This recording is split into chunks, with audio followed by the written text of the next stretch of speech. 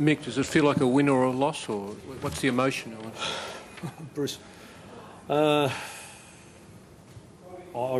can't even answer it. I guess that you're still alive means that you haven't lost, but you've got to play against it means you haven't won. So does that? No, it doesn't answer it. But I can't answer it any better than that. I would just trying to logistically just trying to get everything sorted. It's very difficult when you've got the rooms the way they are and players getting taken off for drug testing, and you automatically have separation of our group, which is not ideal, but that's can't be helped. Other finals, they play extra time now. Are you happy with the idea of tooling up and going again next week?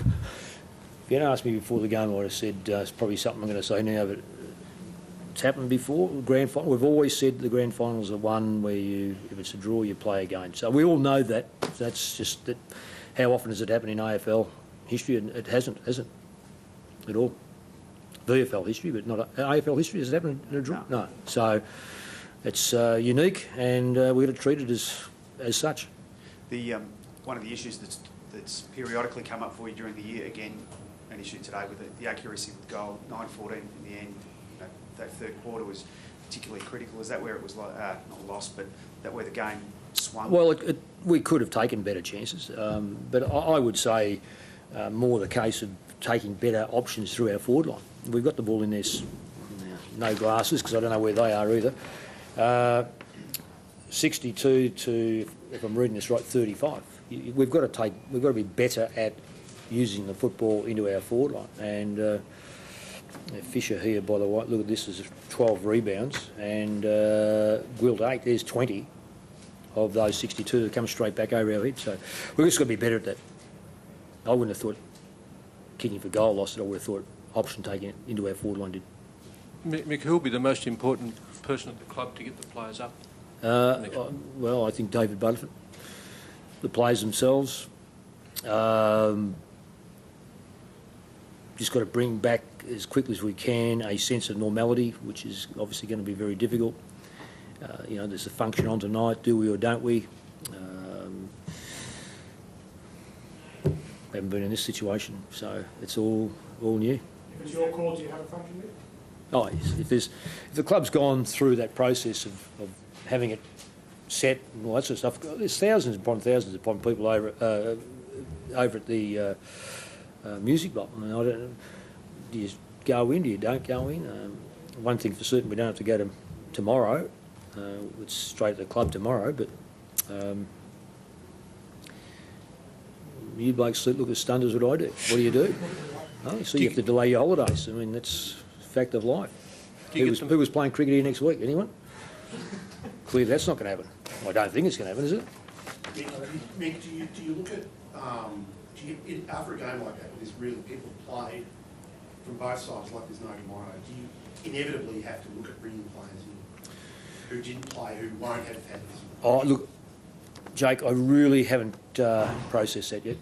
We've had 30 training with us, and that's been 31 rather, and that's been very fortunate. Will Presty come up next week? Well, that's something we'll have to have a look at, I suppose. And it won't be whether it's for 7th week. That's irrelevant. It's going to be whether he's fit. And we look at play like Goldsack was in, and he was out of the side, so he's relatively fresh. Tarkin Lockyer certainly was under massive consideration for today, so he'll certainly come into consideration. And the other boys have been very, very good. So the first thing I asked the players straight after the match was, how is everyone? And every player said they're okay. They're obviously still got the adrenaline pumping through their body, so you'd suspect that there might be a few bumps and bruises. In fact, there will be bumps and bruises, but I would say by the look at them that they're pretty much available for selection. What was the situation with Presty? I didn't know this until Friday, but he got through training on Wednesday and got home and felt tight in his groin, in his adductor, which is separate from the injury he got. And I spoke to him about being ready, and he and I spoke to all the players that were either in or out of the side in that little grouping. And he said, I said to him, look, I'll see you Friday. I said, you don't need to answer on Thursday. Unbeknown to me was that he'd been a bit tight. So he no doubt would have had a sleepless Wednesday night and probably Thursday night, and trained on Friday, and it was, I knew that he wanted to see me. And when players want to see you, it's not to ask whether you've got a game when you've already got a game. So he really is one of those unsung heroes that you read about, you hear about, that will put the team first, and we all say, oh yeah, it's terrific, but it's a grand final, and he did it. He just said, I'm not ready to play on and give 100% in a game of football which will demand 100%. I just think it was outstanding. In the event you would make Nathan Brown on I thought Brownie was very good. Brownie was very good. What was the emotion of Presty when he spoke to you? He was in tears. And that's we preach it, and you like to think players have it, but to be at this end of his career and talk about not being able to give his all because he knows it's going to take every player's all to win the game, I just think it's something that, you know, we've heard about it before, and home and away matches and players have done this, but in finals matches,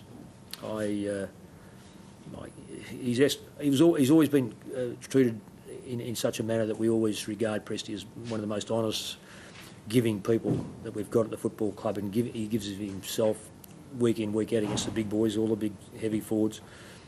And anyone who had any doubt, you can just see how fantastic he is the sort of injury? Last two questions, everyone. Is it the sort of injury that you think he could get up? Oh, well, it certainly wasn't debilitating. So he will certainly come into consideration. St Kilda lost Gardner in the second half, which is often, you know, makes it more difficult for a side to win losing someone. Did that sort of, the move of Kajitsky and that alter your structure and unsettle things a bit for you? Well, I haven't got the quarter-by-quarter breakdown, unfortunately. It's someone wandering around with everything else I've left up there. Well, I suppose in many respects it changed some things, but it really wasn't significant. I don't. All it shows here is that we had 42 hit-outs and they had. Or am I reading the wrong one? Clearance? No, stop it. I'm struggling at the moment. Hit-outs. What do we got here? 45 to 39, is it? Is that about right? Okay, so nothing much in it. And a lot of third man up. We know they go a lot third man up. Do we choose to go with them? Well, sometimes we do and sometimes we don't. So I'd hardly suspect that it was really the be-all, end-all. It just meant that they had a player, or more players, that were going to go third man up against our bigger opponent, which if I can read this properly, probably did happen. Second half, they tend to be able to shake Fisher loose as well, Chris. That sort of half back. Oh, Fisher was outstanding. Yeah. Thanks for your time.